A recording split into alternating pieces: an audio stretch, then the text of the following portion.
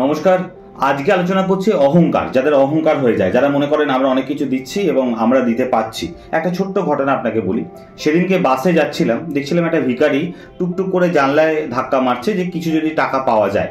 যিনি জানলার যার ধারে বসে আছেন তিনি কিন্তু একবারও ভাবছেন না যে ভিখারিটিকে কিছু দেব। কিন্তু অদ্ভুত ব্যাপার, দূরে একজন বসে আছে, তার ইচ্ছা হলো ভিখারিটিকে কিছু দেবে। তিনি কিছু টাকা বার করে জানলার ধারের লোকটিকে দিলেন। জানলার ধারের লোকটি সেটি ভিখারিকে দিয়ে দিল। ভিখারি কি ভাবলো যে টাকাটা দিচ্ছে জানলার ধারের লোকটা, সে তাকে নমস্কার করে আশীর্বাদ করে চলে গেল। এরকম অনেক সময় হয় জানেন তো।